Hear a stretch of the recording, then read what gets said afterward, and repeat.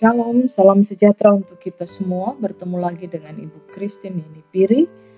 Pelajaran kita adalah pendidikan agama Kristen dan budi pekerti, dan di kelas 9. Materi kita hari ini adalah bab 8, meneladani Kristus dalam pelayanan. Sebelum kita mulai pelajaran hari ini, kita buka dengan doa. Ambil sikap berdoa, mari kita berdoa. Tuhan Allah Bapa di dalam Yesus Kristus, terima kasih. Hari ini kami kembali belajar dengan materi bab 8, meneladani pelayanan Yesus Kristus. Anugerahkan kami dengan Roh-Mu yang kudus, supaya kami boleh mengerti materi kami. Kami boleh fokus, memahami apa yang menjadi materi kami, supaya kami juga mampu meneladani Kristus dalam pelayanannya, dan kami boleh memiliki juga karakter seperti Kristus. Inilah doa kami, di dalam nama Tuhan Yesus Kristus kami berdoa. Amin. Ya, kita lihat dulu kompetensi dasar. Ada 3 kompetensi dasar. Pertama adalah mensyukuri teladan Yesus Kristus dalam hal berkarya bagi manusia dan dunia secara keseluruhan. Kemudian yang kedua adalah meneladani Yesus Kristus dalam hal berkarya bagi sesama dan dunia. Kemudian yang ketiga adalah menerapkan teladan Yesus Kristus dalam hal berkarya bagi sesama dan dunia. Kemudian kita lihat tujuan pembelajarannya. Ada 3 juga. Pertama, tujuan pembelajarannya adalah 1, itu mengidentifikasikan pelayanan Kristus bagi manusia dengan berbagai kondisi. Yang kedua adalah menunjukkan perilaku bertanggung jawab dengan meneladani pelayanan Kristus bagi gereja dan masyarakat. Dan ketiga adalah mengidentifikasikan keuntungan dan pengembangan diri dalam upaya melayani sesama. Mari kita lihat materinya, pelayanan yang meneladani Kristus. Kalau ditanyakan kepada kalian, siapakah idola kalian? Ya, maka idola saya itu adalah artis, olahragawan, seniman, politikus, dan lain sebagainya. Kita lihat arti idola apa sih ya?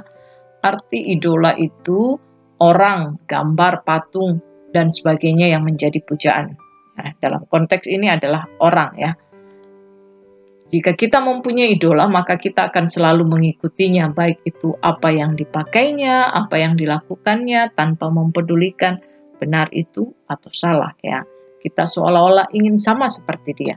Dan perhatikan, artis, olahragawan, seniman, politikus itu menjadi populer di zamannya saja. Ya, di zamannya saja. Dia akan habis setelah habis zamannya.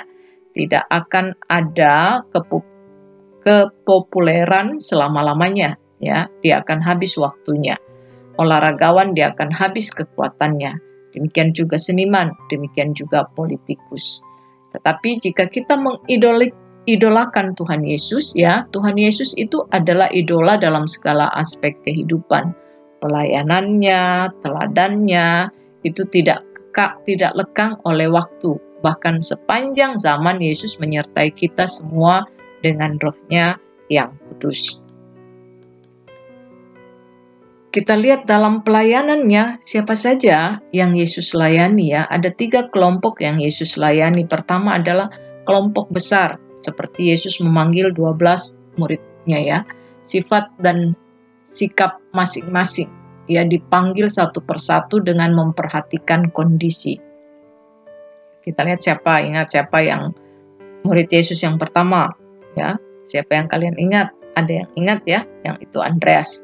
Kalian bisa melihat di Injil 12 murid Yesus.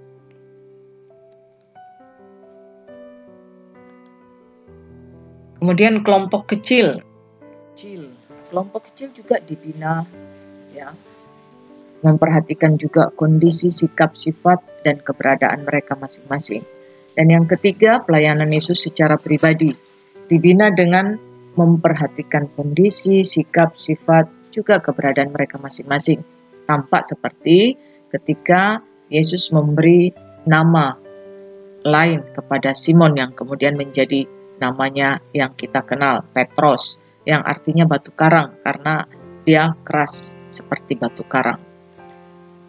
Mari kita lihat contoh-contoh pelayanan Yesus, baik dalam pelayanan secara kelompok kepada kelompok besar, kelompok kecil, dan secara pribadi.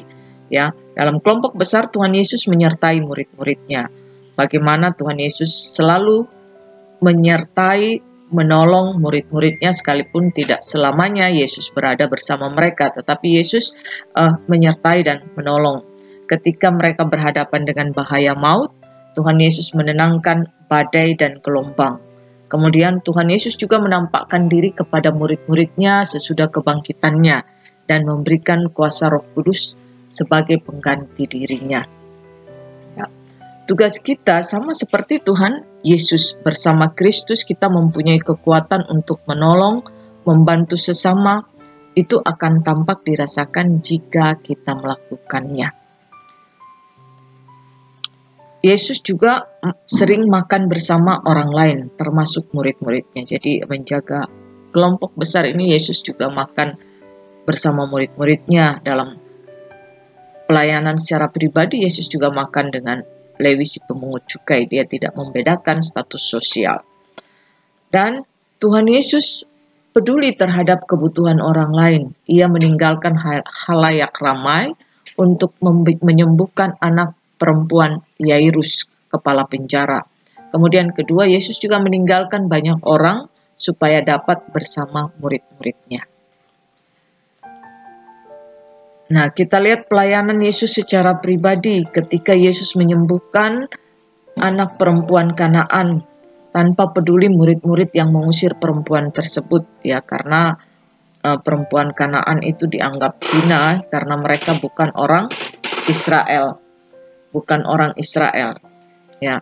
Jadi mereka tidak menerima perempuan Kanaan, tapi akhirnya mereka melihat bahwa Yesus menyembuhkannya. Yesus melihat bagaimana begitu kuatnya, ngototnya perempuan ini untuk menyembuhkan, untuk anaknya disembuhkan oleh Yesus.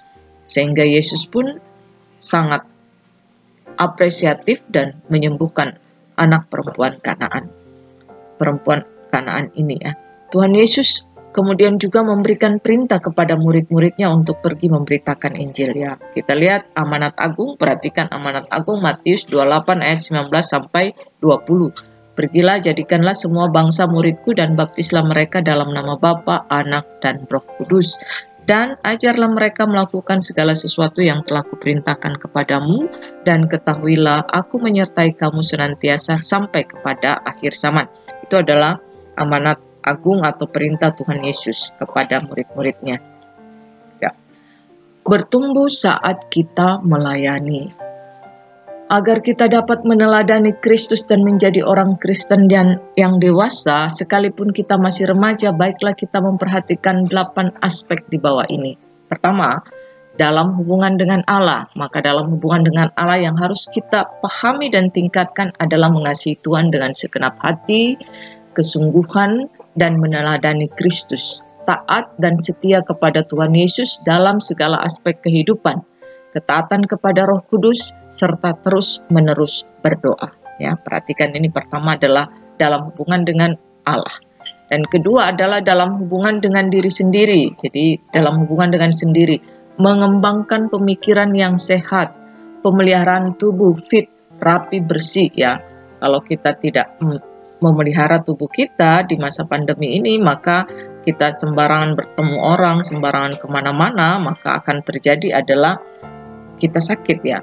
Dan perhatikan, ya, kita harus memelihara diri kita, menampakkan kebersihan, menampakkan kesehatan, karena dari kita juga kita sehat, ya.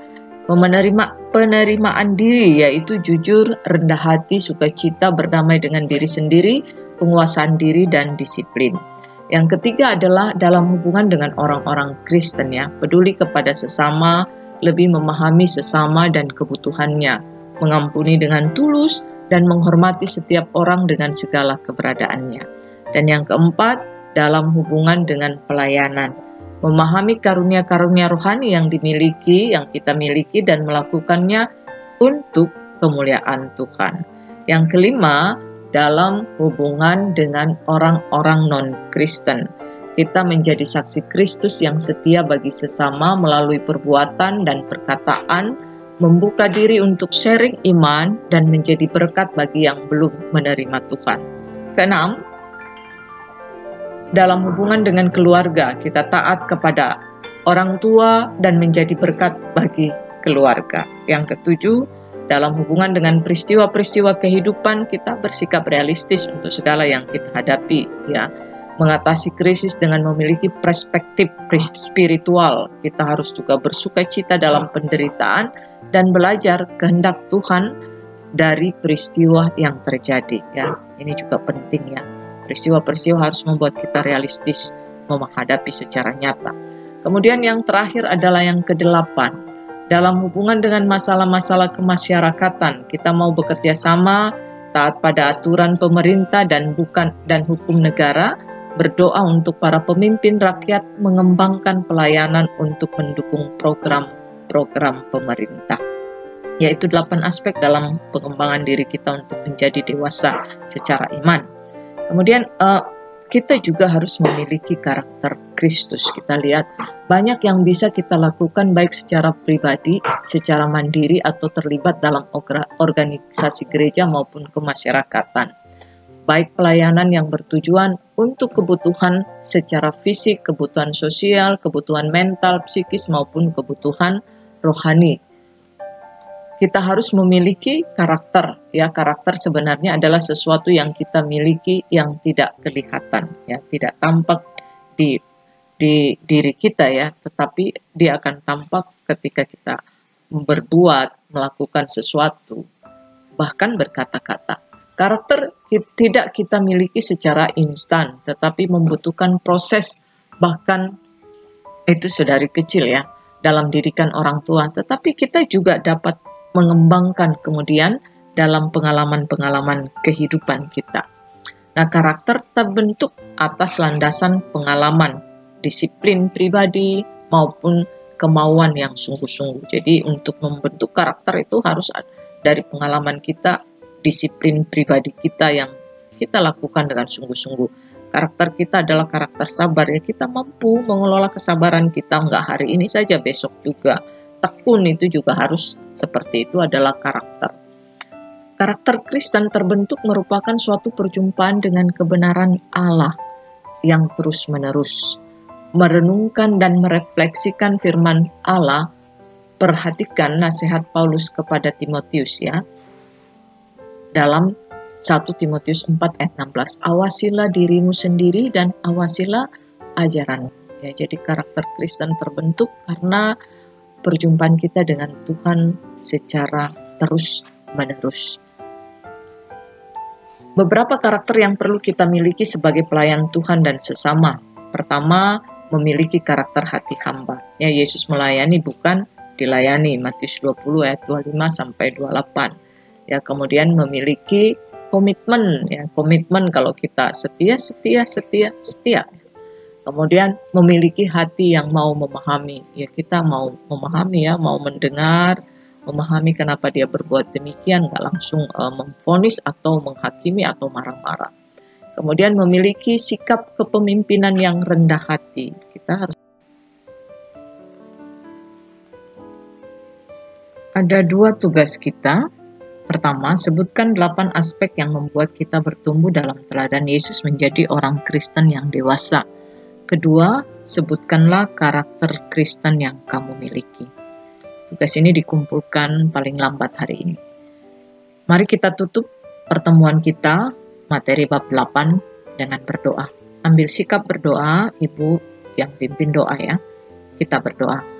Tuhan Yesus, terima kasih kami sudah boleh belajar hari ini. Berkati pembelajaran kami, supaya kami boleh paham dan lakukan apa yang menjadi materi kami. Kami boleh meneladani Yesus, melayani dengan segenap hati, dan memiliki karakter seperti Kristus. Terima kasih.